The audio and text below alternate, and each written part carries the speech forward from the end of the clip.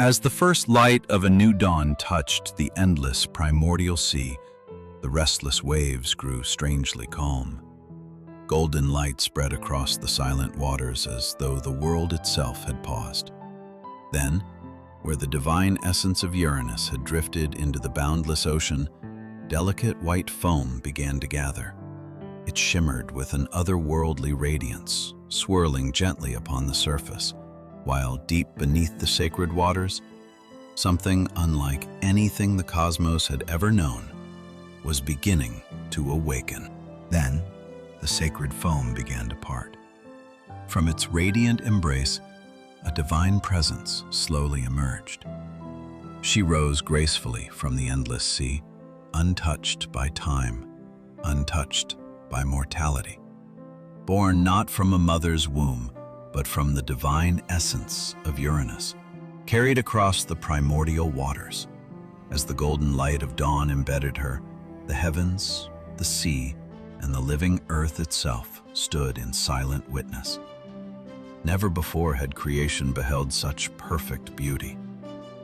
She was Aphrodite, the immortal goddess of beauty, of love, and of irresistible desire. And with her first breath, the cosmos itself would never be the same again. The newborn goddess did not remain upon the sacred sea. Carried gently by the breath of the western winds, she drifted across the endless primordial waters. The golden light of dawn followed her journey, while the tranquil sea reflected her radiant beauty. Across the boundless ocean, the immortal goddess journeyed in silence. First, she came to the sacred island of Cythera, where the waves welcomed her gentle arrival.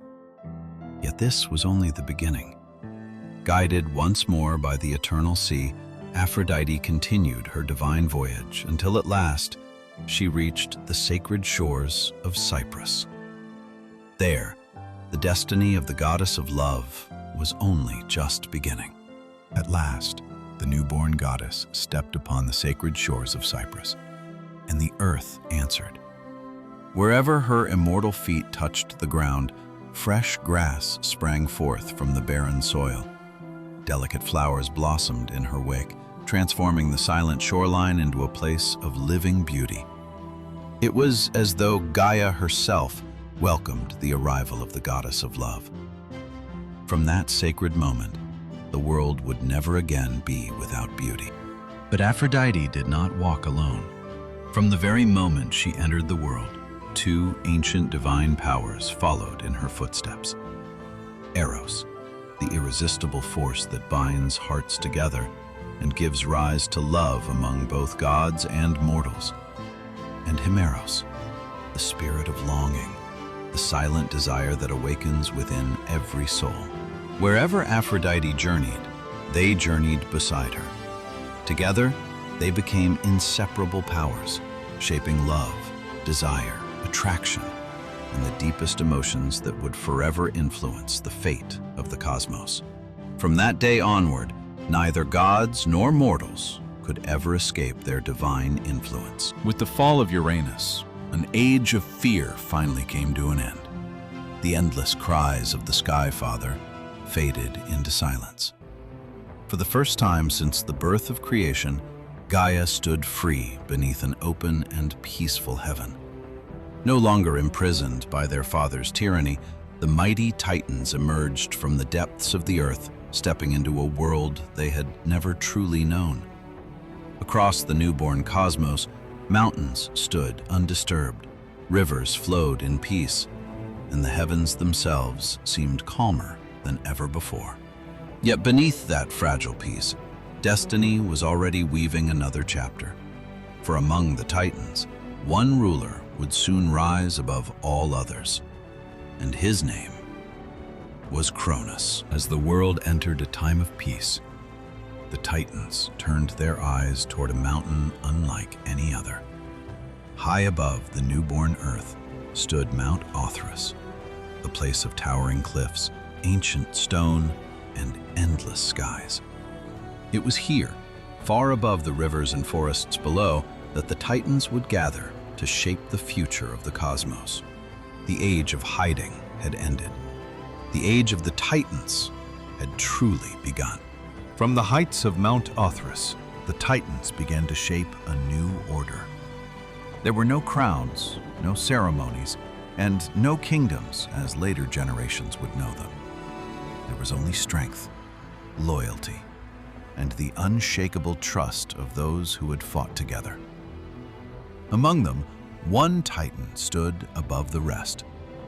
Cronus, the youngest son of Gaia, had become the guardian of a new age. And from Mount Othrys, the first Titan king began his reign. Though Cronus now ruled as king of the Titans, he did not stand alone. Beside him stood one whose strength was not measured by the sword, nor by conquest, but by wisdom, compassion, and unwavering resolve. She was Rhea, daughter of Gaia and Uranus, sister of the mighty Titans, and destined to become the first queen of the Titan Age. Together, Cronus and Rhea stood upon the heights of Mount Othrys, watching over a world finally freed from the shadow of Uranus. To the immortals, it seemed that balance had at last been restored. Hope filled the heavens, peace embraced the earth, and the future appeared brighter than ever before. Yet neither king nor queen could see the silent threads of destiny already weaving beyond the horizon. As the years of the Titan Age unfolded, the bond between Cronus and Rhea grew stronger.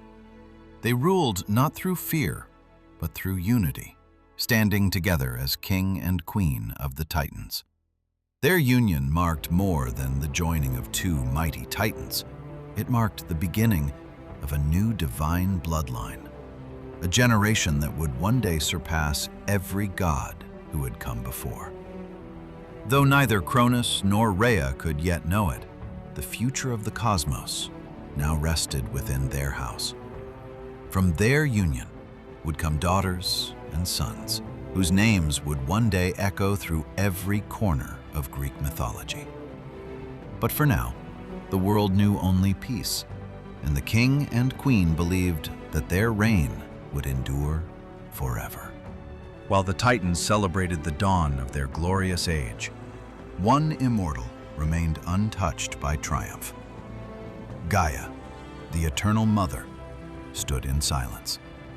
She had witnessed the birth of the heavens, the rise of Uranus, and the arrogance that had consumed him.